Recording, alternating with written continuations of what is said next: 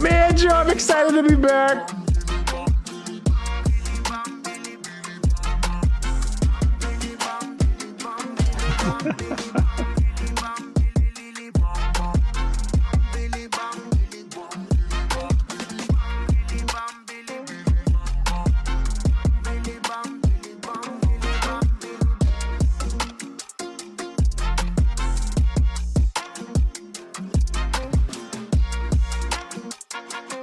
Man, so many things, so many things. So many things is right. Man, I found the song too for the trailer I want to do for season 2. I'll have to go with you over the idea. I can't wait to talk to you offline though. I want to give any hints away. I want to hear your ideas. And I do have some ideas for the season 2, but before that, let me just quickly check the sound on the live stream. Oh yeah, please check the sound. It's been a while, Joe. It's been a few weeks, so we got to make sure that all of the audio is coming in. So yes, it seems everything is sounding clear. Whew. Image is there, Whew. video is there, and just to remember, right? Yeah. I don't know how many folks out there. Oh, let me shut me up on the stream. Now I can focus on you because I have a hard problem, listening to me while I'm speaking. But yeah, just to remember everybody, if you are listening to this on Spotify, do you know that we also have the video? So if you turn on your video, you can actually see Jeremy Beautiful's face and myself as well. My Bots and Beers background. That's right. Exactly. So we are live on YouTube right now, but later on we're going to be streaming on Spotify. Of course, follow us on Spotify, right? Tune in and listen to the podcast, but you can also watch. That's very important. Oh yeah, absolutely. Yeah, and it's you said that I heard you, and it was giving me thoughts about what I was just mentioning about season 2 promos. I can't wait to tell you my idea about that. Nice. But before we dive in, Bots and Beers, it's there. Oh, dang it. I was going to ask you. Dang it. I messed up. I was going to make you guess which one I picked. I know it. So I bought it this today, especially for the podcast. So my loved steam whistle, and you are also drinking your steam whistle, the green one. I see that. Yes. I want to hear from you. First of all, what are your thoughts on this beer? Well, give me a second. By the way, we are not sponsored by Steam Whistle at all, right? So if you want to, feel free to let us know. You're more than happy to do it. But for now, cheers. Let me take a drink. Oh man, dude. I swear to God, the very first thing that this reminded me of was being at a hockey game. I don't know why. Yeah, like I went to a hockey game, and I don't know what it was, but like it just, for some reason, it took me back. I was at a playoff hockey game. South Carolina was playing, I think DC, and I have a cup somewhere. It's called the Thirsty Turtle. The bar doesn't exist anymore, actually. The bar doesn't exist. They closed it down to make it like a casino where you could gamble on the games. But it had the list of all the events that they had and everything, and it was quite crazy. Before I forget, though, I want to hear what you thought. So when I said hockey game, while I change out my camera, my battery, I forgot I was testing it earlier. So Yeah.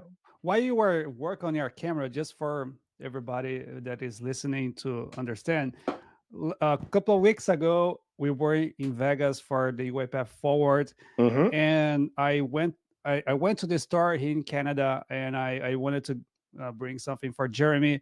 So I brought like 6 or 7 cans of different drinks, and two of them were the Steam Whistle Premium Pilsner beer, which is a Canadian beer craft here in Toronto.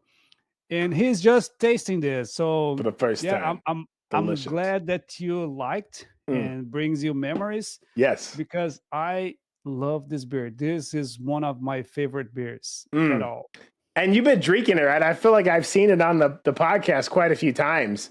And it always has me where I'm like, anybody that drinks the same kind of thing consistently, like they obviously have a feel for it. So I definitely caught on. And of course, out of all the ones that you gave me, it's this one that I would pick first. So Nice. I'm excited, dude. Speaking of Vegas, that's where we were at. I took last week off trying to recuperate. It was such an Yes. event. You and I have more content too, right? We tell them about what we did while we were there. Well, while we were there, we were trying our best to shoot videos and bringing our perspective. We are still cooking those, right? Mm-hmm. Yep. We are still bringing them up to to um, something that we can put online. Yes. But yeah, definitely, man, what an event. Mm-hmm. I was just mesmerized how big that was and how well organized. Everything was so perfect. Yep. It was working like a clock, right? And I was Absolutely. so amazed to see the keynotes, to see all the events, all the Mm-hmm. Mm-hmm. rooms. So many rooms, man. Right, it was hard to pick one. Like Yeah. every hour there would be like, I don't know, 10 sessions with Mm-hmm. different rooms. You have to pick one. You only get one. You're gonna miss Yeah. multiple, right? It's sort of like, it reminds me of when you go to like the line to check out, right? There's so many options, and a couple of the lines are gonna be good. Like you looked, there's gonna be these ones that have been moving quick, but there's a bunch of lines that maybe you're not interested in. But those could be the best lines too. You never know, and it's like you're gonna miss all the lines you don't pick. So Exactly. I agree with you. The production value, Mary Titlow, the way she performs and produces these events, second to none. I had a great conversation walking the aisles about one of the creative minds behind the themes, right? Because it's not just just put up some booths and create stages, right? They have themes and they design things according to brand. So Exactly. I mean, we did some videos like you were saying. I'm going to give them a sneak peek. So what I've been doing is looking at the footage, right? And I want to kind of put a cohesive, picture together. And what I realized is I came across the story, right? Because I get quite bored trying to edit or put together something that's just chronological video, right? That doesn't have any flavor. You know me, I like to put like a story to it. Yes, I So know. the story for this, for me, and the compilation of Forward is going to be called Taking the Shot. So, and I think taking your shot.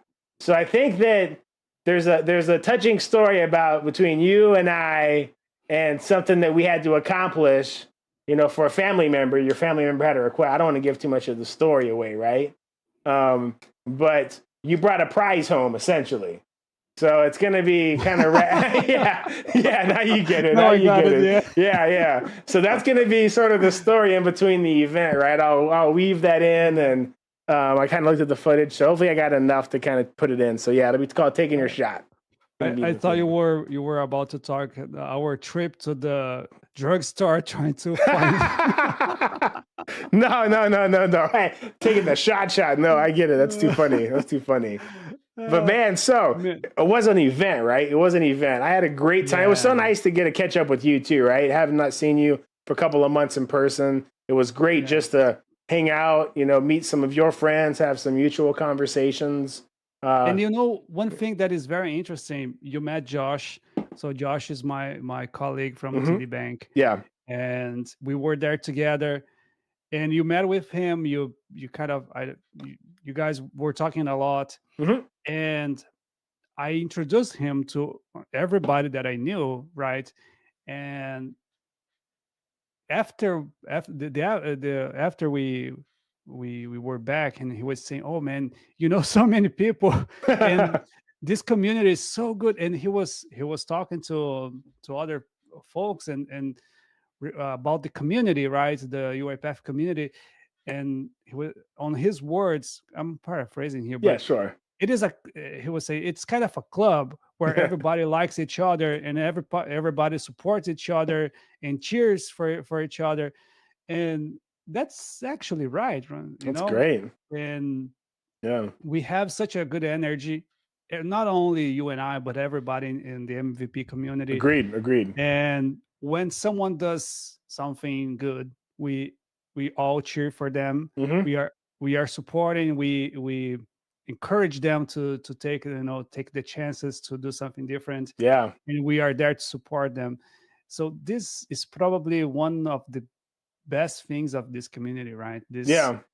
That's so crazy when you think about it. Hey, speaking of which, right, the applications are open. If you're interested in it, don't think that was something that came up quite a bit, right? When we spoke with people at Forward, they talk about, oh, I'm just kind of getting involved. And like the thing is, everybody has a story, right? Everybody comes with the experience that you come with. You can't change what you got brought to the table when you apply, right? But what you can do is have, a strategic focus on what you want to do to support the community, or how can you support the community. I mean, I think that you and I, if we were to get graded on our, community support for year one, you probably would have flunked us compared to what we do now, right? I'm sure we were involved, but they care about, the community managers care about what you do and what you can contribute, right? Not necessarily what you've accomplished, right? You'll accomplish stuff with the group. We'll help you accomplish stuff.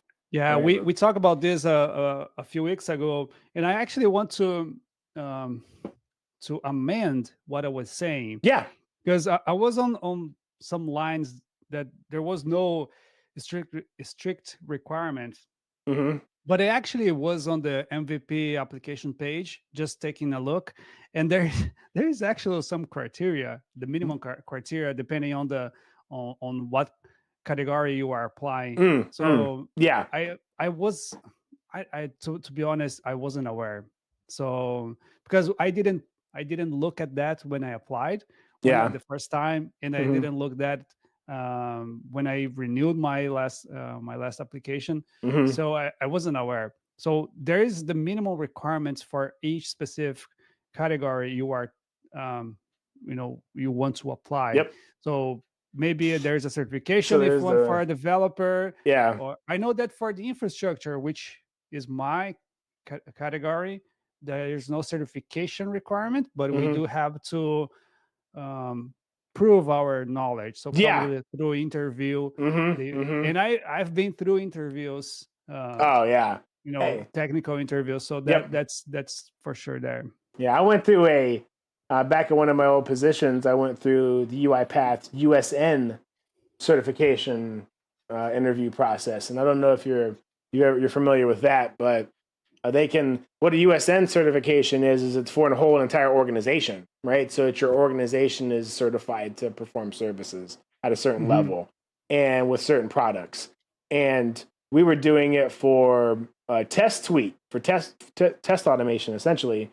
And I had one of the requirements was, for somebody to be a certain level and a test engineer. So I went and I sat through the interviews as well. And it's crazy. Like the technical, even from test automation perspective, right? Like they're asking you all sorts of questions, like, what's black box testing, all different types of testing scenarios, and what's false negative. You have to give them examples of, infinite loops and, or just like crazy scenarios, right? They really ask you questions about, what you've done. So yeah, that's true. We've been I think that we might've been a little light on how easy the criteria. And that's probably what scares people. I bet people have looked and seen the criteria and I'm not even going to apply. Right. But I think there's some, leniency, or there's some, depending on how you interview and stuff, right? I think. Yeah, but one thing is for sure. You said something last time that it is very true. Don't let the uh, don't judge yourself too early Yeah. and decide that you are not worthy or you Yeah. can't. Yeah. Let the process tell you that you can't. Yeah. Right? Yeah. Try it regardless. Whatever you have, try it, and then if you don't get it, try next time. Yeah. So as we were talking before we went on live on this very podcast, our not theme, but our mantra is keep trying. Let's do it. We were trying some different tool earlier on.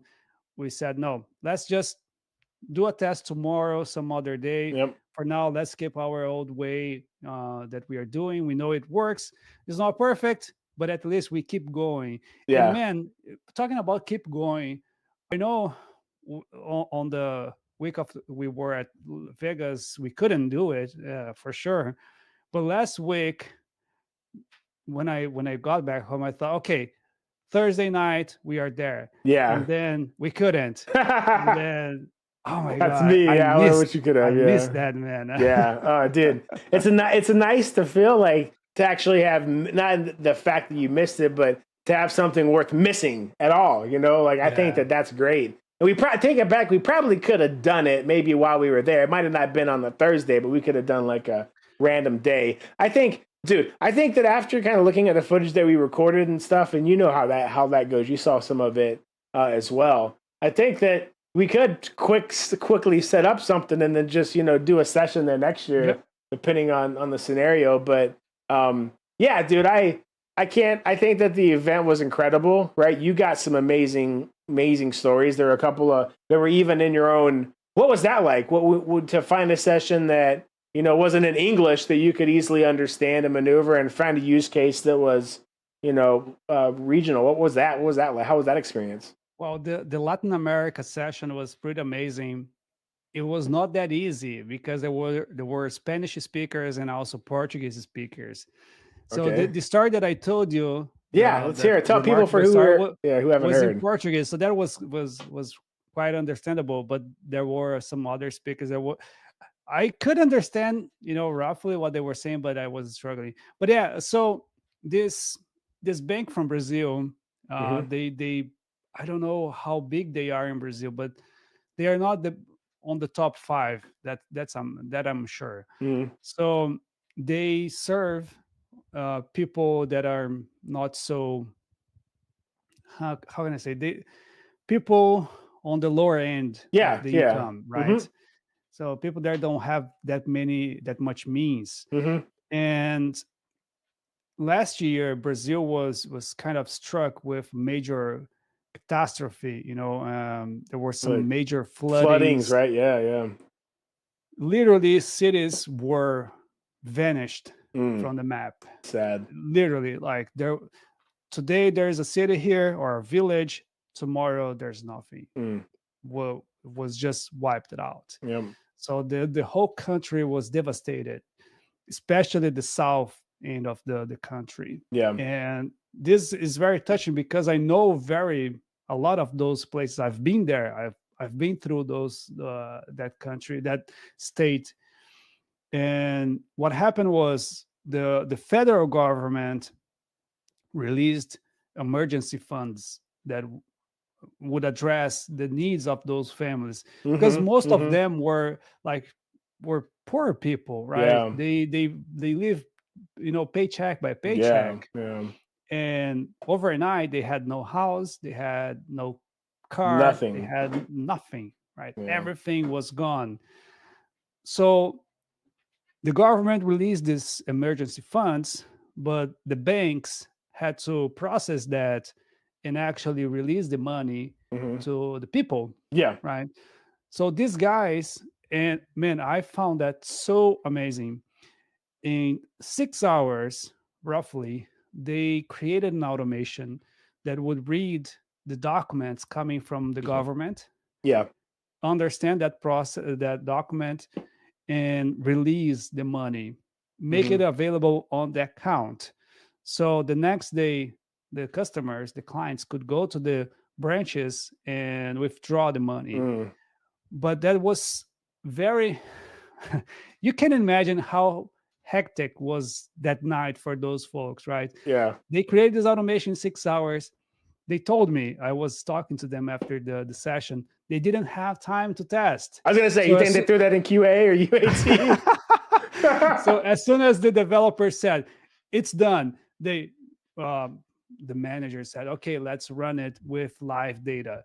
So they run it, they start running, and whatever went wrong, so some transactions couldn't be processed, right? Yeah. So they just left on the side and kept going. So they executed and processed around 100,000 transactions automatically with that automation. That happens over time, overnight. So from the Friday evening till Saturday morning, the automation was created and executed, and everything was fine. So on the Saturday morning, the customers were lined up on the branches waiting for the money. Yeah. Right. So then they could go to the cashier, to the teller, show the ID, and get the money. That's wild, dude. That's so crazy. I mean, man, speaking of trying to do an infinite loop, right? It won't stop paying. Just like sending the transactions to people's accounts like duplicates, just bloop, bloop, bloop. Yeah. No, that's pretty wild, dude. I can't. It is. That's definitely a good use case for, automation for good, right? They call it. Yeah. Exactly. But the best thing that I noticed from these guys, on my perspective, was how they described automation, right? And I even put a post on my LinkedIn, the KPI for the automation, because this is one thing that is very common, right? And it's not wrong, but everybody, when they want to brag about the automation, they're going to say how much hours they saved, how much money they saved, right? That's the standard. Oh, and we are reducing the amount of errors. That's the standard. Oh, we are increasing the employee satisfaction. That's the standard. We are increasing the customer satisfaction. That's the standard, right? Everybody does that. Yeah. These guys, instead, they didn't present any numbers. They just said, we were able to provide to the people when they need the most. Yeah. So 30 or 40 households were helped by this automation to an extent that we can't even measure, right? Because those were people that didn't have money to pay the bills. Yeah. Because even though you don't have a house, the bills are still coming. Yeah. Right? I mean, you still got to eat too. How do you buy food, right? I mean, how do you even survive? So exactly. Yeah. I mean, it's very important. That was how they describe the KPIs for that automation. That was probably the most touching point of the whole forward for me. Yeah, that's definitely a great use case, right? I mean, you talk about, doing it for a specific reason or savings. Like this was all about, responding to the important needs of your customers when they need it the most, right? Like, yes, everybody is happy to get everybody's happy to get a kickback or support from a business when things are going well, right? Of course. I mean, yeah, thanks. My phone's good. You want to give me a discount? Cool. But like when people really need help and you help them, like that's when it really matters, right? That's when you can make lifelong customers too, right? They just like, hey, they were there. They got this stuff to me when I needed it. I mean, overnight, right? You're literally talking about like, they don't even have time to get hungry, right? They could get the money and get the breakfast, that next morning. Exactly. So that's pretty cool. That's a great story. Yeah. And I see this also from the customer's perspective, because for them, it didn't, even to this day, they don't even know what UiPath is, right? Yeah. Yeah. So it's they might not even know what an automation is. Yeah. Right? That's very because true. Those are very no, I'm not going to use the wrong terms here, but those are people not so well educated, I would say. Yeah, right? I mean, dude, I mean, you could go and ask I could go on my way to the gas station and ask 100 different people what RPA is, and none of them are going to know. None of them are even going to know. Maybe automation, maybe, but probably not in the technical sense. So yeah. By the way, one thing that was funny on our badge. Let me see if I can bring to the camera. Yeah, here's the badge. So on our badge it says "Transform with AI," and I was on Starbucks with my badge, and the lady, what do you want to today? What do you want to order today, Joel? And how does she know my name? Later on, I know I realized that it was on my badge, but I ordered a coffee, and then she said, "Oh, what is this AI thing? Is this the new technology? Are you guys going to how does she said something very funny? Your guys are going to own the world or something like that." A lot of people genuinely don't get it, right? And it's funny too, right? I was on What's the Buzz, another podcast, right, just last week, and one of the questions that he'd brought up there was talking about, what did I think about how do organizations approach all this adoption? And I was like, dude, I think eventually you got to draw a line in the sand, because there's just people who are not going to use or work with AI, right? Yeah. I mean, just like people don't work with PowerPoint or Excel. And I think that they're going to be people, the next generation, that they all just kind of start by working with AI or agents, and they talk to, chat models and stuff like that. So I think there's definitely very interesting. And like you said, who will adopt it? Who will know what it's actually doing? I mean, we saw a lot of generative AI stuff at the conference too. Well, the perspective is to be fully AI. UiPath is this is Daniel's own words. Yeah. They are all in for a AI company, right? AI driven company. AI native, yep. Native, right? Yeah, that's the word. So for those that were not at Forward, every session was about AI. 99% at least were about AI. So different products, different themes, but at the end of the day, there was some AI aspect to the session. Excuse me. Yep. Probably only one or two sessions that I attended was not directly involved with AI. One of them was the private cloud or dedicated cloud for the whole platform. What other one? I don't actually remember. Yeah, the session that I told you about this guys from Brazil was also not exactly towards AI, but other than that, everything was AI. Yeah. What do you think about that, man? Because it seems nice, but is it practical? Not, they like to, I mean, you got to think of the event, right? It's their event. They're going to scope the narrative, right? They're going to frame the narrative. That's where they're headed. I firmly believe that. And I think that what you have to take with this is the fact that they're also, a lot of this stuff's out of the possible. I mean, you mentioned it. Like AI was sprinkled into every single session, even though the majority of them weren't dealing with generative AI in the sense that we're talking about, right? I'm not sure how many sessions you attended where they talked about retrieval augmented generation, RAG solutions, the ones that are currently being used, right? But the fact that you weren't seeing massive, tangible use cases and demos or people talking about them says something, right? It's it's still early. So I say, to your point, in the Q4 of 2024, is it practical? No, not at this point, right? I think that what is practical is getting an awareness of the use cases that are and are not working, right? Because there's some out there where they're using generative AI just for, what do they call it? Efficiencies, right? Or productivity. And I don't think that that's going to be anywhere near what these tools are capable of. Obviously, building agents is something different, right?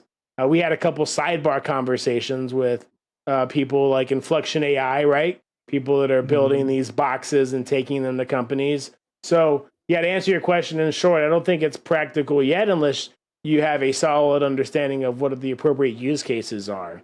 So do you concur or do you disagree with my sentiment? No, I agree. I feel that, first of all, my biggest question is about the adoption. And I asked you, even on your own session, right? And you bastard.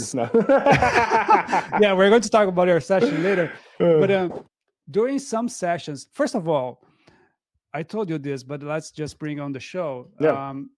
Since we were on the MVP Summit back in June in Seattle, like the MVP Summit was 100% Q&A, right? Every session, they were looking for feedback. And I had that perspective in my mind. I thought that, okay, UiPath Forward, we will also have the opportunity to ask questions and give feedbacks. But it was a little bit different, right? It was more, I tell you and you listen. It was more like a webinar, right?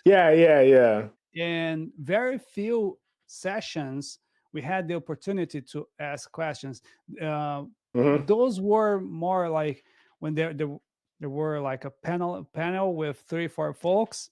From the beginning, they would be accepting questions, but most of the sessions we couldn't ask questions directly to the presenters.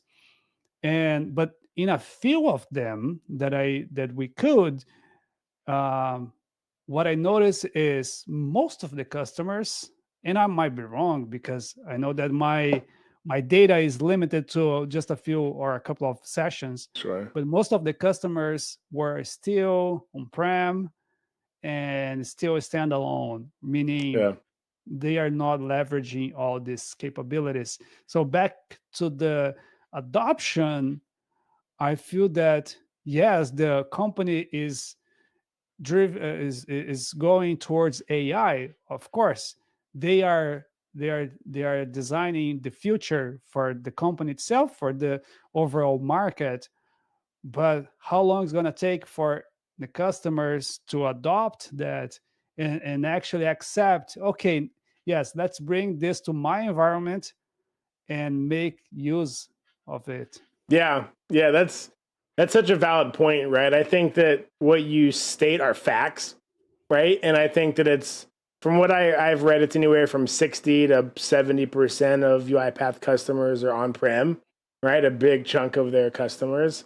So when you think about the adoption, I mean, you've got an incredibly valid point. Like half of them can't or won't, and I get the slice gets smaller as soon as you talk about, the industry and what they're using UiPath for anyway.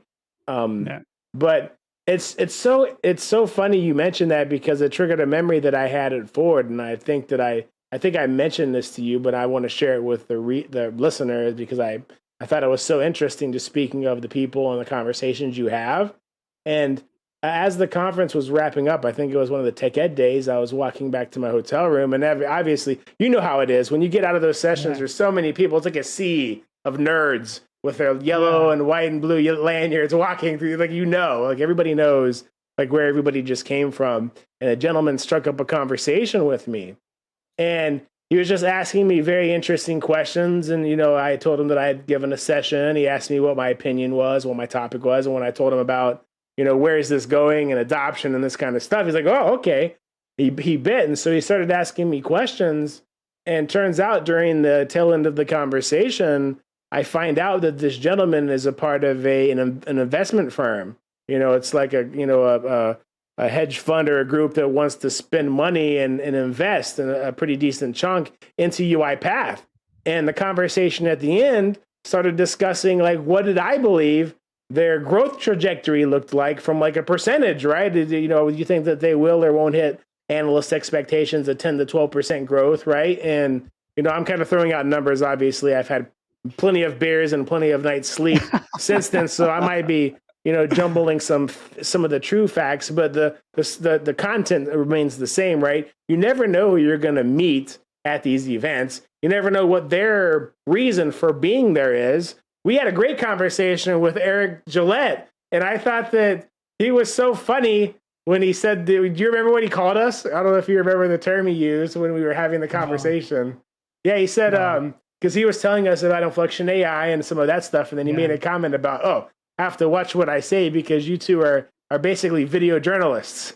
I was like, I'm like, bro, we don't have enough people watching us quite yet, right? Yeah. But well, but if we have any plans for the future, maybe in a few years from now, people are going back to our episodes and watching what we are saying.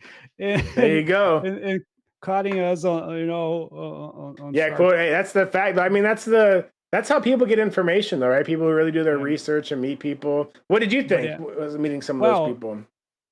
Man, I totally agree with you again. And just, about Eric, he's such a nice guy, and you can talk to him without even noticing that he is, well, no, I'm not going to say too much, but you know what I mean. Yeah. But you can, he owns a boundaryless group, yeah. The CEO of a consulting company that is very tuned in. It's a global company. UiPath partners, right? Doing a lot of big things, and just for the context, like we know him because we had Mukesh on our podcast, and he is actually essentially Mukesh's boss. And then the next day he reached out to me on LinkedIn, and I saw your podcast. Let's talk. Yeah, and then that's we really got cool. on a call, and then we met at Forward, and he's such a nice guy. Yeah, I love having the opportunity to talk to him. Besides him, I met so many people. The connections there are priceless. Dude. And as you said, you would be talking to someone without knowing who that person, you know who that is in that moment. Yeah. But you don't know the ranks. Oh, I get you. What they do, or their background. Exactly. Yeah, it's so nuts. And after I got back home, I was checking some LinkedIn profiles, and oh my God, did I talk to this person? Oh, he's a VP here or SVP there. Yeah. And I was having some beers with him. Oh, that's nice. Yeah, dude, that's incredible. I love that vibe about UiPath Forward too. They have such a great way for getting the audience and the members. It's an experience, right? You're just not going there to listen to people talk, what you do, but it's like the environment, the atmosphere, the events they have with the food and the drinks. It just creates a perfect scenario where you can go and mingle. And you had a perfect way of describing it. I'm gonna describe it on your behalf, and then you let me know if I'm accurate. It's been a few weeks, but you're like, dude, it's almost like you get an opportunity for speed dating because you can go and have your beer. You can be drinking. Oh, hey, how's your day? What's your day? You doing okay? Okay, I see you later. You get a really quick opportunity to see if you vibe or there's a connection, or if a person's, hey, we're not all gonna get along, right? It's Earth, human beings, and the guy might be a weirdo, and you're like, okay, this is awkward, but you got the chance, and it's really cool. They create this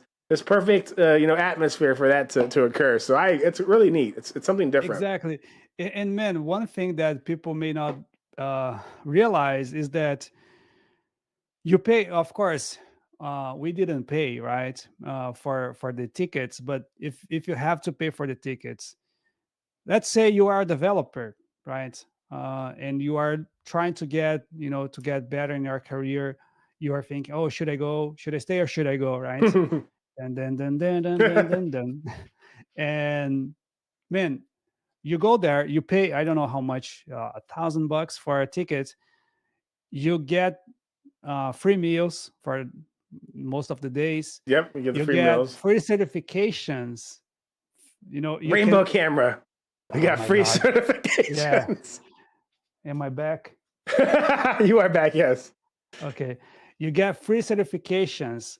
Man, you can get as many certifications as you can, right? You have time slots like the whole afternoon or the whole day, probably. I don't know. Multiple times. And then you can try as many times as you want, right?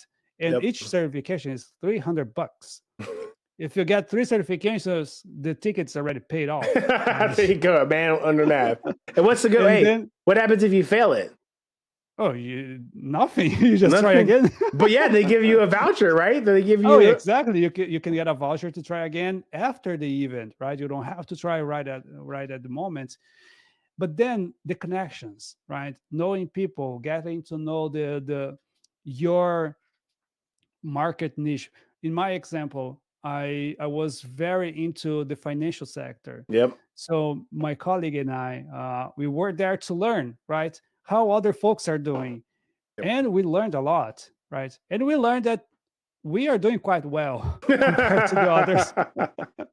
That's so funny. I don't, that's something that will never get past me going forward is you think you're going to go there and you, like, if you've been doing it for just a couple of years, you think you're going to go there and that everything you see will be like new and shiny. And you're like, wait a minute, that's what I'm doing. You know, you're talking about governance. So I know about that. The foundations still matter though, right? A lot of people, but at least it gives you a benchmark on where you sit and that there's plenty of other companies that haven't evolved their program like that, right?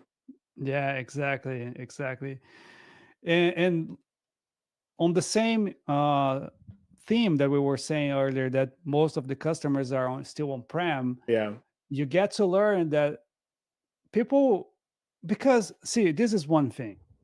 You see, we are quite active on social, right? Yeah. We see I need to be our better. MVP community talking about AI things all the time. And then you may think, oh my God, everybody's doing AI. I need to study this. Otherwise, I will be, without a work in 1 year. And then you Yeah. get there and you realize, no, that's not true, right? Of course, some folks are doing that, but and this is my own opinion. You can correct me. Yeah, I Yeah. stand to be corrected.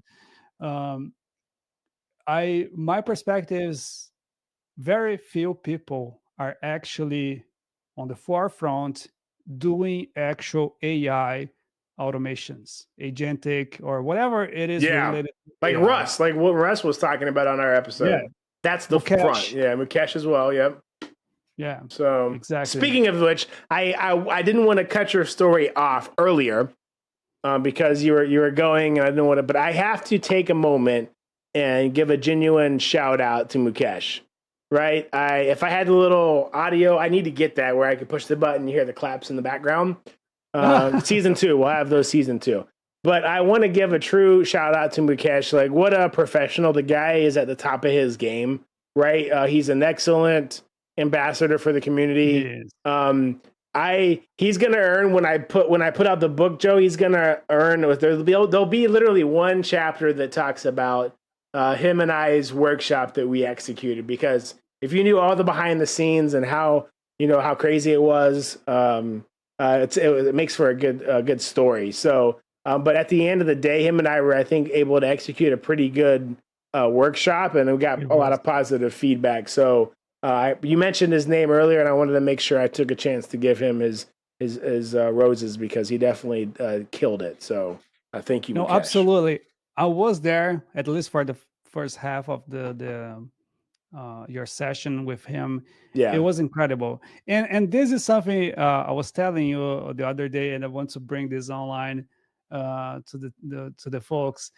It's so nice to see you and knowing you a little bit, because we know for a few months already, but we met quickly. So I probably know you much more than many other folks, yes, right? Absolutely. Because of how much we see each other and we talk to each other. And I found so interesting to know you from the podcast, where you are very, laid back. You laugh, you tell jokes, and you drink with me. And then during forward presentation, you were so straight, so serious, so focused, and the way you talk is different. The way you show up is different. So is it really? It's so crazy. So interesting, man. Yeah, it's so funny you said that too. It reminds me of so when I was in the military, right? I was enlisted. I was a soldier, and then I got picked up to go be an officer in this program called Green to Gold. And we go to the first. There are other people that there's 200 people across the army that get picked into this, and it's like the best of the best, right? It doesn't matter whether you're in the cavalry, you're in signal, you're in infantry. special forces, what rangers, whatever. Like there's only 200 slots. So when we show up to the day one at your college that you're going to go, when you get selected and you show up at day one at your college, there is usually, depending on what school you go to, there's a couple other people. When my school I went to, UTSA, is known to have the most. We had like about 10 of these guys. So you show up and there's like, the 10 of the 10, like top one out of their shit. Like they're the best in what they do. And so they're all like just squared away. And the first time you meet these people, it's like 5 a.m. and you guys are all on campus doing a PT test. So you just see everybody like what they can do, and you do like push-ups, sit-ups, and you run 2 miles. But that's like the first impression you get, is sort of like working out. And then I remember I had some conversation the first day we were doing it, and I remember looking back like 4 or 5 months later, I was having a conversation with a friend that I'd made, and his name was Hunt.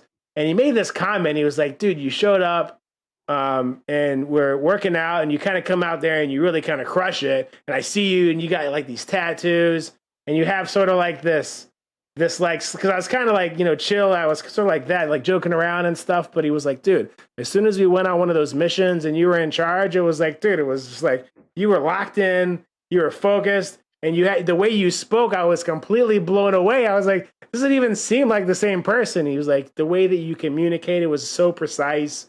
And so it's kind of funny hearing another example where somebody knows me in a certain light, and then they see me in a scenario when I'm, doing a presentation is different. Was it good? Is it bad? Was it decent? Or did it come off natural? What was your opinion on it? No, man, I think you have a talent and you have a tremendous skill. This is so impressive and so vital to be successful, I would say. And because my perspective, you can adapt to different environments. Here you are, my opinion, you truly are. Right? You are absolutely funny, you are my baseline. You tell jokes and you don't care, which is the vibe of this show, right? The true the why we created this was actually to have some time where we could just speak, be ourselves, right? Just talk shit. But on that presentation, like you were so narrowed, right? Focused, and your language was different. The way you talk was different. So I think that's amazing. That's good. I wish I could do that. No, I think I even told you, like, I've taken time, like I think through the military I had to learn. It took a lot of refining over the years, and making too many jokes in the wrong situations, or getting burned, and getting feedback. But no, thank you for that feedback. I'm gonna grab another beer. It's right here. Okay, so 1 minute. I will grab another one, but I have to go back to the kitchen. Okay, give me 1 second. Yeah, absolutely. I'm gonna play a track while he's gone. Comes back. Now this is what I want to do for the. What are we going to call it? We're going to call it the season 2 trailer. Yeah, let's call it the season 2 trailer. So this is the next time you'll hear this will be the season 2 trailer when you see it. Well, that's not it. Oh, he's back. I tricked him. I was going to play it. Did I move it? Oh. I wasn't sure. Oh, there it is. Bam. Yeah, I figured I found it. Yeah, go ahead. So I wasn't sure how long we would last this session, because, man, I feel that we have so much to talk today. Yeah. Because we haven't done this for 2 weeks, and we went to Vegas. So I just didn't know how many beers I should take it. Oh, let me see. I got the other one. Look at this. This is right there. Nice. Juicy IPA. Had to keep it in the beers. I want to keep that other one for later. Cheers, brother. Thank you. Cheers. Oh, yeah. Oh, yeah. What? Oh, yeah. That's good. What is it? Van full of weirdos. Juicy IPA. This thing is a banger. Another Canadian. You're nailing it, my friend. But yeah. I'm happy. Yeah, dude, I'm happy. Thank you so much. I can't wait. And we'll show them, like we have the other video when I put it together, right? Where we get to talk a little bit more in detail about this. Speaking of which, you know, you shared with me the raw files. Yeah. And one thing that I want to talk about. Yeah, let me hear it. Because I had so many expectations for what we could do. Excuse me, together during Forward, meaning we could shoot videos and even do lives and so on and so forth. But man, Forward is so busy. We got so freaking Tell them busy, about it. right? Tell them about it. You can get what is a typical day, Joe? Tell them about it. Tell the listener what a typical day would be like for you at Forward. What could it be? What's the potential? Well, you work more than a normal working day. That's very true. You get up earlier. Yep. I actually could sleep more during those days because I was by myself in a hotel. But well, I would go to the breakfast at 7 a.m. Yep. or 7:30 because the first session would start at 8 a.m. And then again, you have to pick between a full menu of sessions, great sessions. And then you go to the first session. Then from there on, you have sessions every hour, every 20 minutes, multiple sessions all the time, conversations, discussions, presentations. You have the booths that you can go at any time and meeting people on the hallways. So every time. But yeah, I would go to the breakfast, get my first meal of the day, go head to the session. Before I would, on the previous day, I would see what sessions I want to go. Yeah. So I knew roughly what I want to see. And I would start just, with the sessions, the keynotes. I tried to get as many as I could. Absolutely. Man, keynotes are awesome. They are, right, dude? What's the presence like in there? It's pretty. When I on Daniel's keynote, that was so impressive. Like he has such a presence on the stage, right?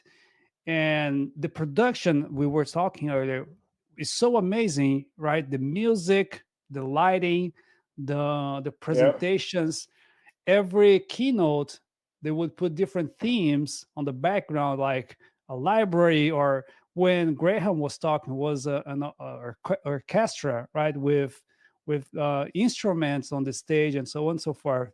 One thing that I found very funny on our badge, let me see. Does it still work? Yeah. Yeah, there you go. Yeah, there you go. So during Daniel's keynote, at a certain point, all the lights on every badge would light up and blink. So it was so fun. I know, oh my God, it's blinking. How can they do that? The bots are in control. Exactly. And that's just getting started, right? This is day one. This is what your first half of the day experience is like, right? Yeah, exactly. But then the sessions would go up to 5:30 in the afternoon. After a lunch. There's a lunch in there, right? Yeah, they serve lunch. Pretty good food, I thought. Oh man, so amazing. Every day. And then in the evening there was always something to do, right? Yep. They invite us to different parties, and there was a band. What was that band? I don't Earth, Wind, and Fire. Do you know them? Yeah, of course. Everybody should know them. I remember your friend. He was like American, right? Yeah, your friend was from America. Yeah, that's true. That's true. Your friend was like, I never heard of him. And then he goes, and I saw him the next day, the next morning at breakfast. I think one of the very first things he said was like, I remember who that band was. He's like, as soon as I heard the music, he's like, I knew. Yeah. Like, just like you said, that was funny. Yeah, iconic. It sounds like an iconic band for North American people. Yep. It's definitely a very good. I think they had like multiple awards. They'd won a lot of stuff. So I Yeah. mean, you get to go to those. You're also invited to different like dinners and happy hours. I think you went to what you like Top Golf. Yeah. There was something on one night you went to Top Golf. Yeah, I went to Top Golf with the financial sector. Another day there was a happy hour in a restaurant with the also with the financial folks. Oh And man. again, at the happy hour was where I coined the speed dating. Yeah. I feel I'm in the speed dating because I talk to everybody of a couple of minutes and I Yeah. want to know what they are doing. Yeah. See if there's something that clicked there, something you're interested in. Yeah. Exactly. And then the night just goes on, right? Yeah. Usually usually no, I'm not a party guy anymore for a long time. Yeah. So I would go to these events just more for knowing the people and knowing what they're networking and stuff as well. Exactly. Right? Yeah, exactly. But the first day we spent a couple of hours at least trying to record something right on our hotel room. On our cameras, yeah, because there was also like you'd gotten invited to a hockey game as well. There's just so many things that you could do. I was too tired. But you know one thing. Actually, what I wanted to say earlier, because I thought that we would get there and do a lot of stuff, for the podcast. It just didn't happen, right? As we thought, which is fine, right? We were doing other stuff. It's very busy. Yeah, and man, but one thing that I learned, and maybe we can use this for the future. It's so hard to set up an environment to shoot something. Yeah. It's so hard. Yeah. It's not like just, take your phone and press record and you are going. Like, just to get the two cameras, two microphones going, it's so difficult. And I got my key light, which is similar to this one you get on your background. So massive on my suitcase, luggage. right? Yeah. It like takes its whole big bags to carry it. Like I can't even. Exactly. And after I got back home, I thought, I don't know if I'm taking this the next time. Yeah, dude. I don't know if it's worth. I think that what the I think that the second recording that we did, which we'll share in the video, right? I think that frame, the composition, and it turned out the best out of all of them. And we literally just set the camera on the table and just picked a good view, right? And it was like the right lighting. I could have done with a little bit of lighting or brought one of the smaller light sticks. We didn't need the key light, but I brought my key light as well, right? You're right. I think hopefully now too, like it take like when I make those videos for YouTube, dude, it takes so much effort, right? To get the light, to set up the camera 12 times, to put it all together in a cohesive, like, dude. So yeah, I agree. It's very hard, I think, but again, sort of like getting better, getting more efficient. Like I know now too, because I brought a lot of stuff to the summit. I brought a bunch of my gear to the summit. But it's different pace, right? You're in one location. It's there and back to the hotel. It's across the street. It's probably shorter going to the hotel room to the summit than it was from your hotel room down to and that's the same building, right? It's the same MGM. Vegas. I've never been there.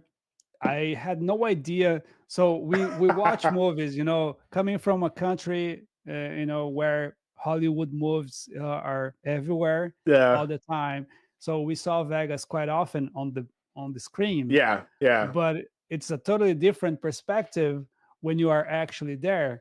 And I had no idea what to expect from Vegas. Yeah. Right. And I didn't like too much, to be honest. But yeah, MGM Hotel, it's so freaking big. Yeah, it's dude. Humongous. Like it's like a city. On the invitation, right? There was a description. Oh, the UiPath Forward is at MGM, and you go to this room, something like that, very short. And I thought, oh, okay, I'm going to go down. Could be a conference in the hotel somewhere. Yeah, it's a second or third floor, something like that. I take out the elevator and I'm there. You have to walk like 15 minutes to get from the main desk to the conference room. You're going through casinos. You pass through like 4 or 5 bars. You pass through 4 or 5 restaurants. You go through an escalator down a hall past the pools, and then you're like in the conference area. And even though it's like the same building, it's massive. But you don't even have to leave the building if you didn't want, right? It has everything that you need. Even like Topgolf, go through, the MGM right there. You saw the sphere too, right? You saw that big old thing. Yeah, I could see the sphere from my window, but so those are kind of things. It's nice to see, but it doesn't appeal to me. I wouldn't pay to go inside. Yeah, for example. I have a friend who hasn't been to Vegas, and he like refuses to go. Like he just has a thing about Vegas where he refuses to go. I have an aunt, right, as I mentioned, that lives there. I love Vegas. I'm not a gambler though, right? Like I think that when I was there, dude, I probably won. What did I think I told you it was like $700 or $800. I won myself.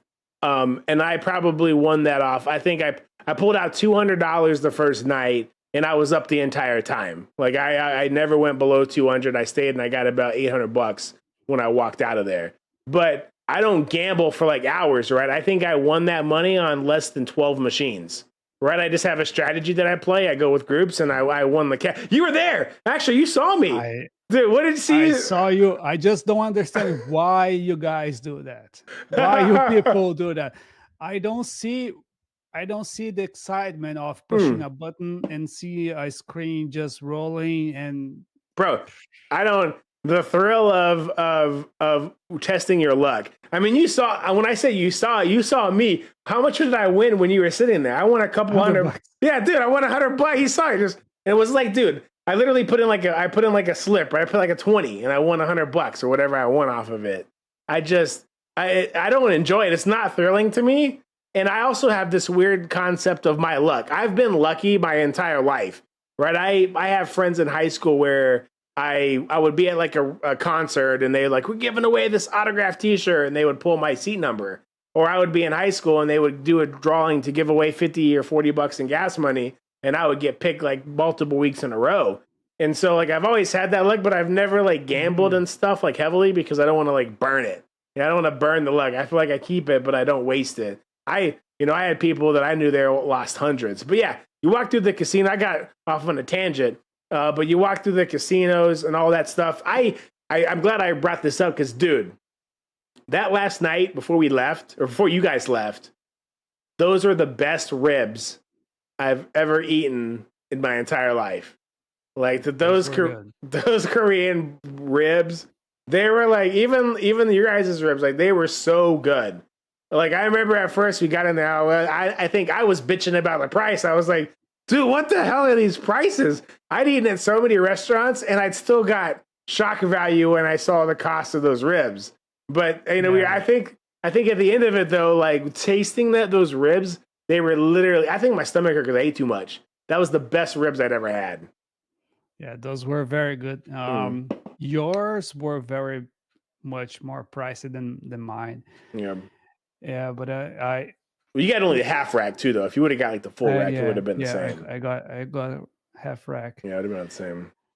But it was very, very tasty. That's for sure. But man, Vegas is a different environment, different place. Yeah. It's not for me. Yeah, but I see why people go there. Yeah. I mean, it's definitely like a vibe. I wouldn't want to be there I took the whole family, and that was just too much. That was good I'm good for taking the family to Vegas for like another 10 years. Like I don't need to go back for like with the whole family for like 10 years.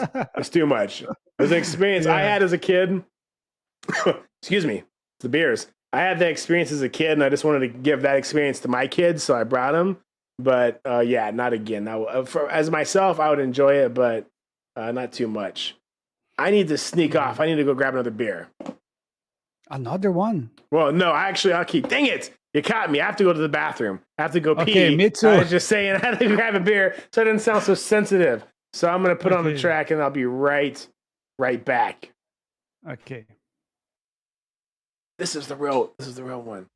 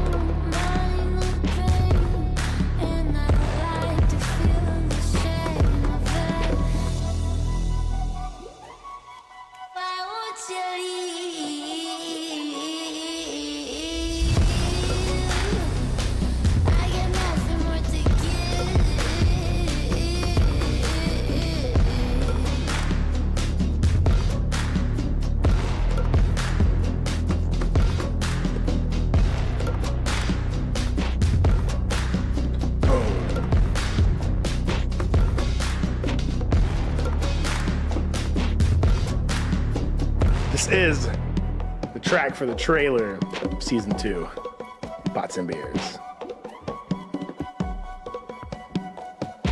It's back!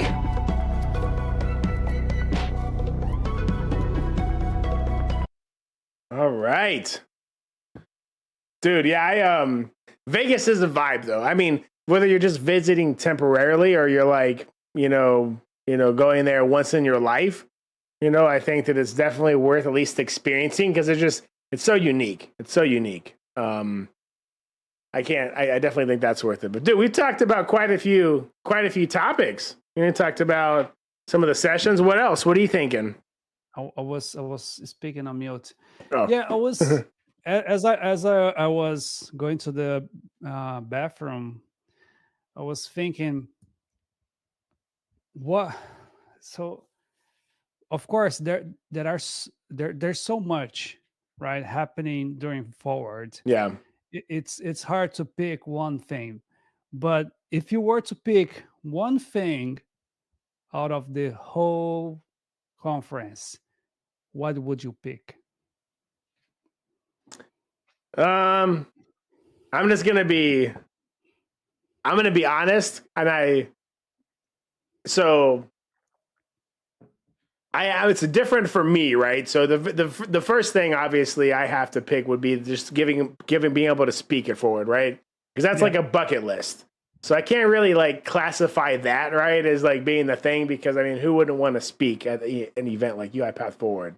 But I think that like the key for me this year, and this might sound cheesy and it might sound weird, but I'll give you some context. I think that being there to hang out with you was the best aspect for me at being at Forward this year, because I've went to so many Forwards, and even when you go as part of a consultant or a company, it's not the same when you're at a booth, right?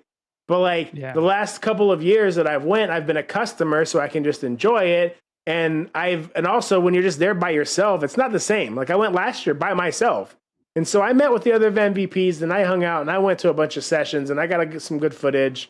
But it's like I didn't have anybody to experience that environment and that show with me, right? So the fact that I got to hang out with you again, the fact that we got to like go in sessions, but then we also went and did our own thing, right? And I got to go do this and you were there supporting me. We got to hand off of the beers. Like that was my highlight, being able to meet up with you again and us both get to experience Forward, plus me to get your perspective, on camera, on wax, to, for our own memory's sake, right? I think that was what was outside of my session. That was probably the most enjoyable thing for me personally. Nice.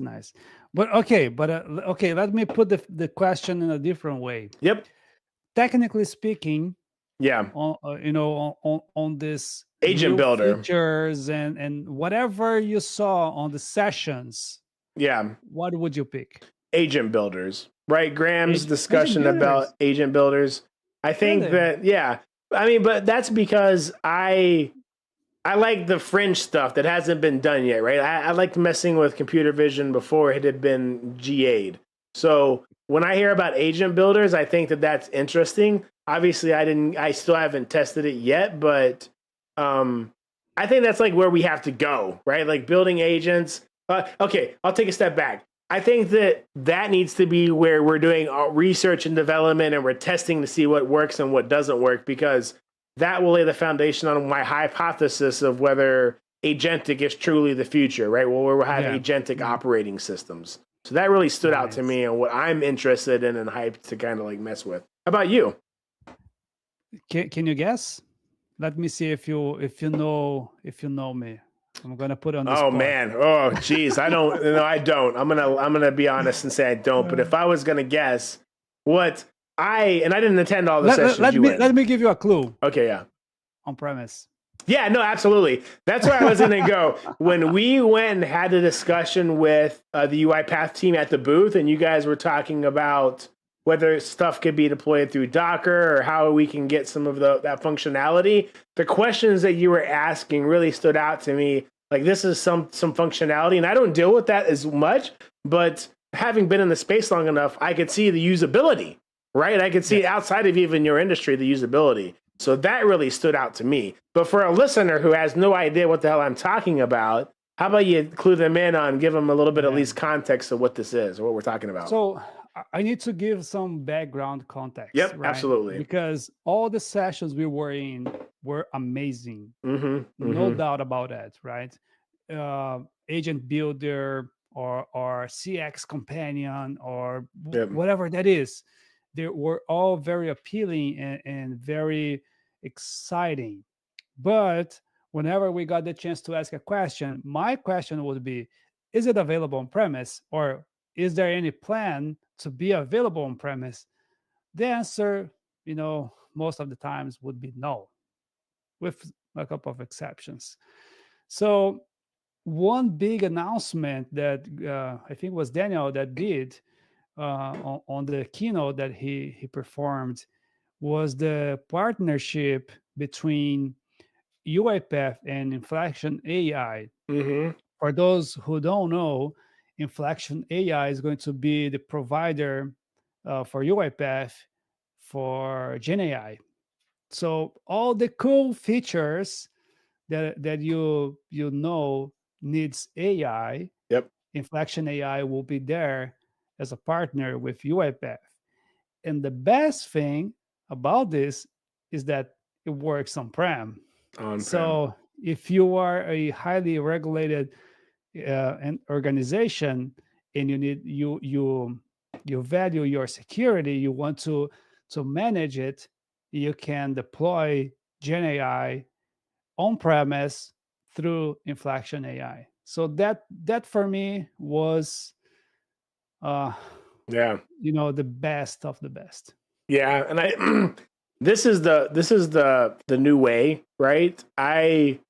You already understand, and we talked about at the top of the show about companies relying on-prem technology. Just everybody has a reason. It really doesn't matter. It doesn't matter what those reasons are, right? What matters is that the software companies have to meet these requirements, or their organization simply won't finance and fund and budget the money to use their tool.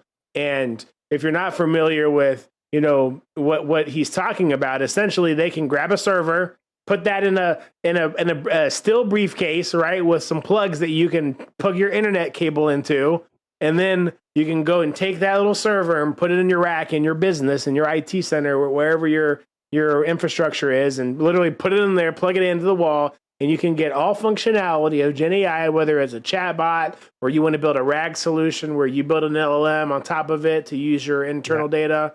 Whatever it is, you can have that on-prem, right? Exactly. And that is massive.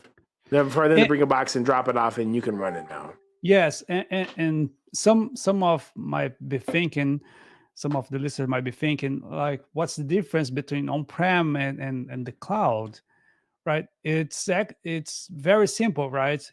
You have ownership, you have the accountability, you have the security on your side, right? You are responsible for the environment. There's pros and cons. I'm not going to get into that point. There's pros and cons in be on-prem and be on cloud. But the point is, what you were saying, some people might prefer on-prem. Some people don't care and go to cloud, right? And the good message here is UiPath is looking, it's worried or wants to have this on-prem solution for those that are on-prem. And I felt that very, very appealing to the future.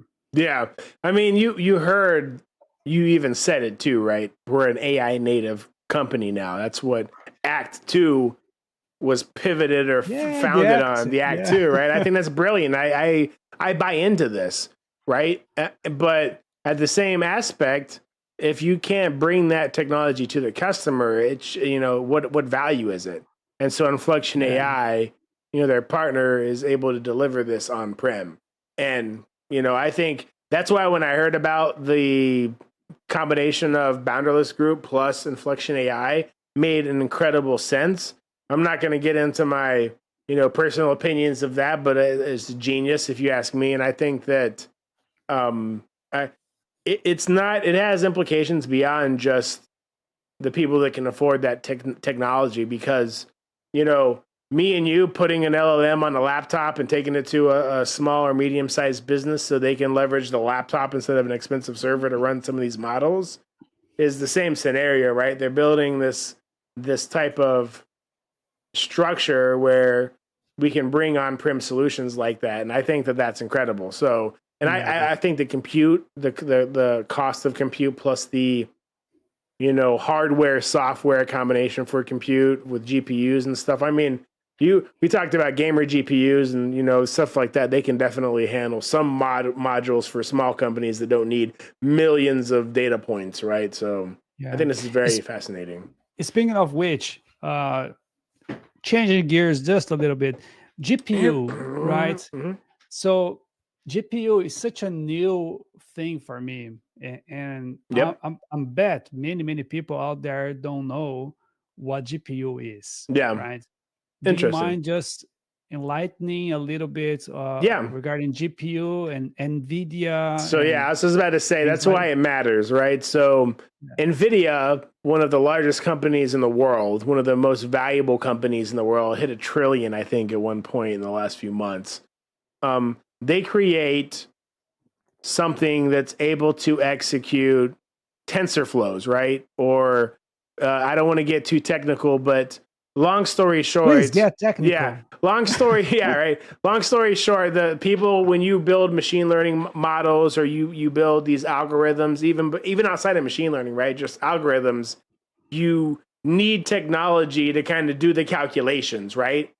And what most people have on their computers are CPUs, central processing units, chips, and they can only handle so much. They're doing all of your work. So what organizations do is they try to find a way, how can I do these big AI models to build computer vision or do language models? They need some type of hardware that can make these computations. And so, long story short, NVIDIA has this technology called CUDA cores, or these different types of, you know, core technology that can process AI algorithms much more efficiently than like CPUs. And the thing is basically what you're able to do. A GPU is a graphical processing unit. Historically, they've been used a lot for video editing, for graphics, but they've been used historically to process large amounts of data and take that heavy lift off of your computer itself. But what's happened is, as computer technology has advanced, GPU technology has advanced rapidly as well. And NVIDIA started out selling graphics cards to do some of this work, graphics design work, but also for gaming. And as the technology got better and better, they realized that they could sell these graphics cards to businesses. So then they started making just AI graphics cards. And that's why NVIDIA is so powerful, is because they've built the infrastructure, the hardware, the chips needed to process these algorithms. And a lot of the technology that is used to run these is built on technology that NVIDIA has created. So they run them on their chips. And now NVIDIA is a $1 trillion company, and they sell these AI chips to places like Facebook and Amazon and stuff like that. Yeah, and that is so important to UiPath, right? Or to any AI company or any model or machine learning model. Yep. And even when you are when you are sizing, let's say you go to automation suite, when you are sizing the infrastructure, if you toggle that you want to use GPU, your infrastructure just went up. Yes. You can train algorithms, like even doing document understanding, right? That can be an option. Do you want to train with GPU training? And so that's extremely important, and you actually taught me a little bit now, because I didn't know most of what you just said. So thank you for that. But man, I want to stop everything. Just hit for the a brakes. moment. Hit the brakes. I see one guy active on our YouTube channel. Mo. And I just reminded, man, we have those vouchers. Yes. Right? Yes, we do. So Mo, you are the active user that is chatting with us on YouTube, so you get it. Do you agree? There you agree. He agrees. Mo definitely is down for a $30 voucher from UiPath for Yeah. supporting our show here. He showed up, So and yes, Joe, I love exactly. it. Just type your email on the chat. We are going to give it to you, and He I said, "I just don't love know. free stuff." He's like, I don't know what the voucher's for. And you can use it for No, anything. It's like a Visa voucher, so it's just yeah, yeah. he proved that he is still online. Yes, he's proved he's here. He's not a bot. So it's perfect. It's absolutely. And thanks for hanging out too. Actively supports it. So I love it. And I'm always down to give Exactly. away some free stuff. So we have more. So anybody who's going to catch us or follow us on Spotify, right? We're definitely going to give away a couple of Yeah. more. But yeah, I think that's great. Good call. Good call out. Mo, just type your email on the chat, or if you don't want, you have Jeremy and I on LinkedIn. Oh my God, this caller calling me at 9 p.m. They want to be on the podcast. I don't know. It's from Georgia. I bet they don't. Yeah. Just send us your email. I got Mo's information, his contact information. So we have to reach out to Vibor and see how we are going to get because we still don't have those vouchers.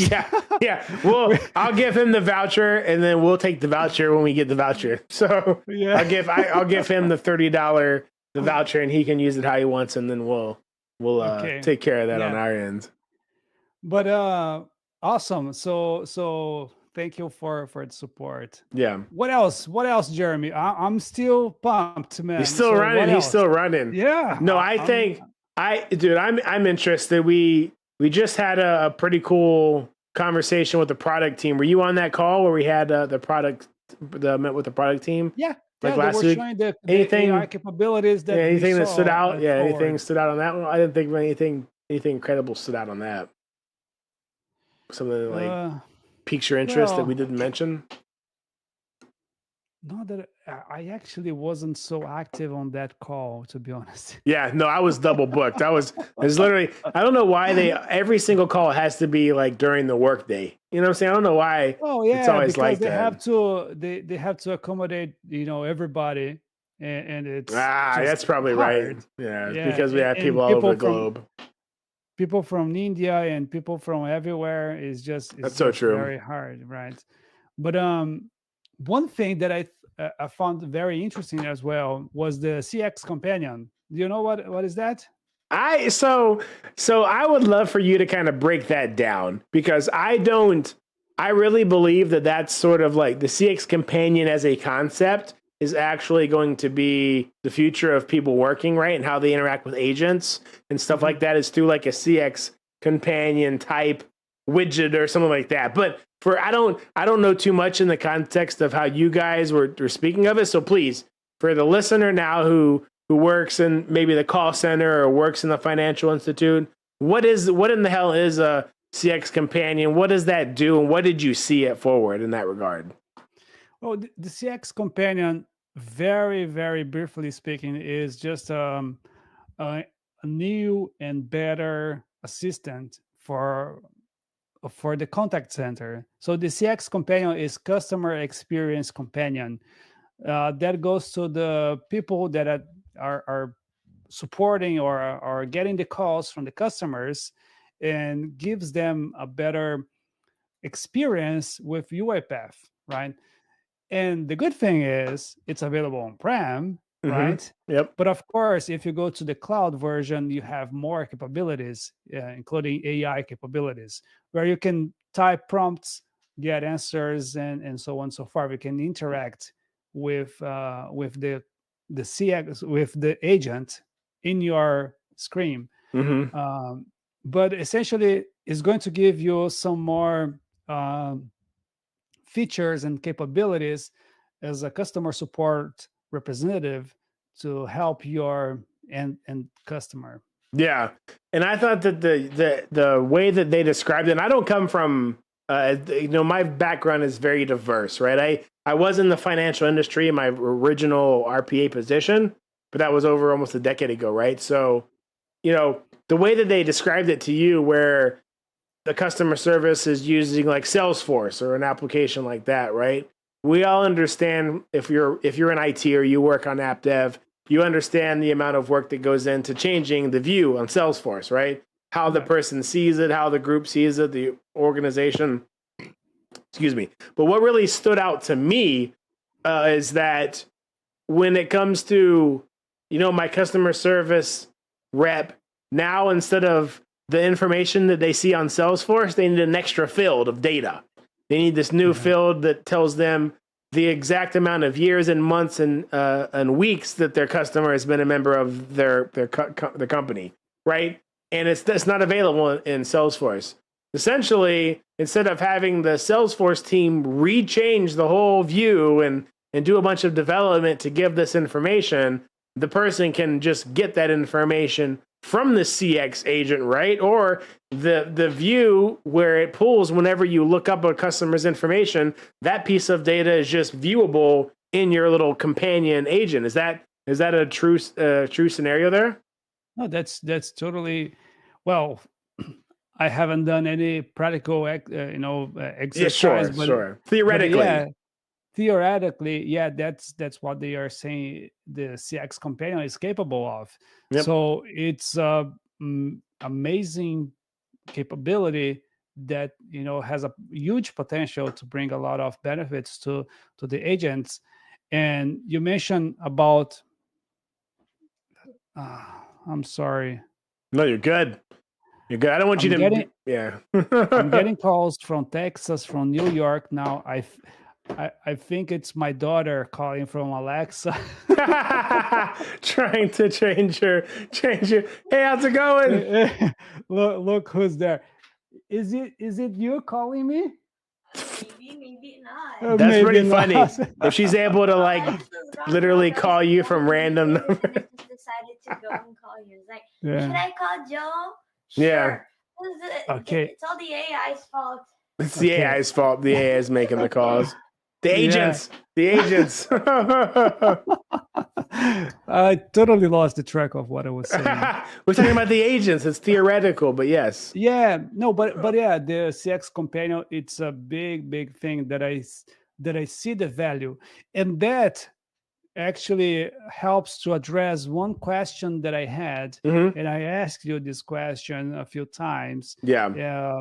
If an automation, it's a temporary or a permanent solution, right? And we already discussed this a few times, where I believe there's no silver bullet for everything, right? Yeah. Yep. But this is one of the cases that you want there forever, because you want, of course, your customer support to be as productive and as accurate as possible, Yes. right? Because you want them to best serve your customers. Yep. So if you implement a solution for an area that has a huge turnover, right? People don't have that much time to get trained. You want them to get on board as soon as possible, get calls and help people and be productive. Having a companion or an agent that's going to help you to perform better, that's amazing, right? Yeah. So this is one of the scenarios that, yes, you want that solution forever. Yeah, no, I agree. I think that, I think I told you when we were at Forward, I realized that when Daniel originally said a bot for every person, after I tried to train 200-300 people, I realized that it wasn't going to be the case, at least not from the perspective of them building their own bots. But if you were to take the same question but rephrase it, an agent for every person, right? In that context, knowing what I knew then and what I know now about how adoption works and users, if I don't have people that can create the agents, I guarantee you I can build a customer service agent and put it on their desktop. And as long as this will be a whole new thing too, right? I think that user interface will be an even bigger area of build and the requirement and education, right? There'll be a big need for those. But at the end of the day, I could see in the future where everybody does have an agent, right? And one very sketchy and Sketch. sketchy thing Mhm. in a way a little bit concerning from my perspective. Yeah. You know me, you know No, I the get it. areas where I Infrastructure, your background, I love it. exactly, Yeah. and security and Hmm. you know, least privilege Yes. access possible. But Yeah. when I saw the demo on the keynote with Graham, where someone was creating a bot on the spot, and I see the value. Of Yeah. course, I see the Well, you value. saw the value with the government, building that the bank building that solution overnight. So I know you see the Exactly, yeah. exactly. So with the proper guardrails, like giving the people, right, non-technical people, the ability to leverage AI Yeah. and agents and automation. Because one thing that people may not realize yet, it's going to be so easy to create an automation that Yeah. you don't even have to know anything at all about technology. As long as you know how to ask a question, Yeah. you are good to create an automation. Yeah. Because with this whole AI conversations, Yeah. right, the agentic perspective that UiPath is bringing, essentially you have, I believe everybody knows what chat GPT is, Yeah. right? So you have a chat GPT that can build stuff for you. Yep. So you're going to go to your computer, open your prompt, UiPath prompt, and type, can you read this policy for me and let me know if I can expense this specific receipt? I Yep. don't know. I'm just making Yeah. this up. The agent, given the proper access, will tell you exactly what you need, or as close as possible. Or another example, what we already saw on some demos, you're going to provide a document for the agent. Hmm. There's no automation whatsoever. You just upload a document and you tell the agent, extract the text from this invoice. Yep. Let's say an invoice. So the agent, you don't have an automation. Just remember, the agent is going to send this document to the background infrastructure. Yep. The document understanding module Yep. is going to read that document, understand that this is an invoice, Yep. use the proper models to do that, Yep. and retrieve the text as Yep. you expected, right? Yep. And then you may proceed with whatever you have to do with that text. Yeah. But then at the end of this whole process, you can simply type, if you are satisfied with that, with the outcome, you can simply type, now create an automation that is Yeah. going to do this as I just Every morning told at 8 you. a.m. Yeah. Exactly. You can Absolutely. even schedule. Yep. You can even schedule, right? Yeah. Absolutely. Absolutely.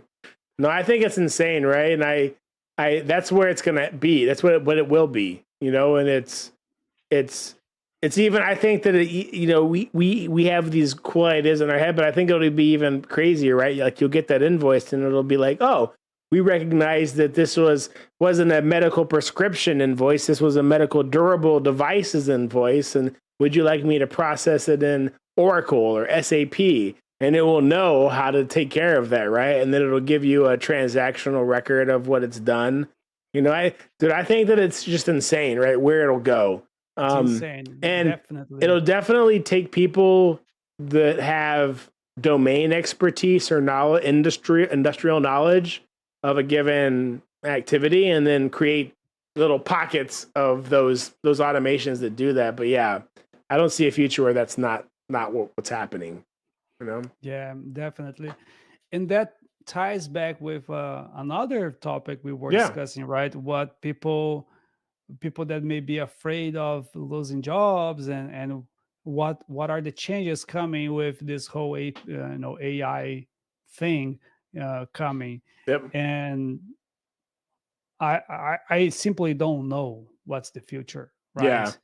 But one thing is for sure, and I'm taking the steps to it, is get prepared. Yeah. Like, as much as you can, right? Learn Future as much proof. as you can. Future proof yourself. If you made it a personal plan to understand prompting and doing research around agents, 5 hours a week for the next year, right? I guarantee you that the skills you would have would be highly sought after, right? And understanding how to leverage these agentic systems. Yeah. And one thing is for sure. No, sorry. Let me take that back. Uh-oh. One thing that I believe, Mhm. right? There's very few people that actually understand what this is and can do practical things Yeah. with that knowledge, right? Yeah. Because one thing is having a certification from UiPath from Certified ain't qualified. Yeah. Another thing is actually building. So Yep. I am the one that knows a little bit, but haven't done anything. Yep. Right. Professionally speaking, at my corporations, the organizations that I've worked for, I haven't done anything professionally. Sure. I've studied, I done some demos, and I know a little bit of this and that, but I'm not a fully qualified professional with professional experience on that. Yeah. I don't know about you, but I know that very few people is on now that it's just level, as good as at that time as level. ever to get into the space, right? That's why it's Exactly. perfect time to get involved. That's why I'm studying. Yeah. No, hey, and this is a call too, right? If you already have a couple years in automation, you can understand, hey, how do I leverage UiPath and their context grounding to build a solution, right? These skills are going to be incredibly valuable in the future, and I think that value will increase. So, yeah, no doubt. Yeah, that's the call. That's the call that I wanted to do. Don't get complacent. How can I put this? Don't get don't get afraid. Don't get intimidated. Yeah, there you go. By what people are saying on YouTube or on LinkedIn. Yeah, people oversell themselves quite often. Oh yeah. Right. But I think it's never too late to start learning. No, growth mindset. You are already there. Yep. Just keep going. Learning AI is the new thing. Developing programs as a whole has changing a lot over the years. Yep. In the last 5 years, I believe, has changed a lot. Yeah. In a way that we can't even tell, right? Yeah, AI no, you're right. You're right on that dramatically point. changing the perspective, the market. So, anyway. Yeah, man, no, I agree. Hey, man, we got it's time. It's time to blood. I want to keep going. I'm still pumped, man. But to be honest, yes, I have to get up early. There we go. Tomorrow. we got work. The beers are flowing. My bladder is like screaming at me. Yeah. So Joe, I know, right? For the third time, and that's the rule, right? Once you hit the third pee break, you got to cut the podcast. So Joe, what do you got? Wrap us up, brother. Wrap us up. Let me ask you one thing. Is the theme music already there?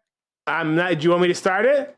Yeah. Let's do it. All right, here it's going. It's going right now. Get on the vibes of the going out. All right, there we go. The music's rolling, Joe. So, man, before you ask my final thoughts, yes, I just missed man this moment with you. Same. And with whoever is listening to us. Whoever is getting this, we gave the voucher, the first one out. We gave it. I did. So we did. Let me call this Vibor. Now we owe one voucher. You have to give us. I love it. That's true. Thank you so much, Mo, for hanging out and listening to us. If you're catching us on Spotify, hit us up on the live broadcast. We're giving away $30 vouchers. We got more to give. And this is going to be the lead up to the closeout to season 1. And we got season 2 planned. Exactly. So we are leaning towards the end of season 1. We are planning a breathtaking end of season 1, Yep. and also another breathtaking start of season 2. We're going to have some break during Christmas season. Yes. You know, we're going to relax, take some time out, plan, and just, you know, get going the season Grind it. 2. I can't Love wait, it. man. You know, one thing that is Yeah. very awesome, we are not even in the end of season 1. We are already thinking on season 2.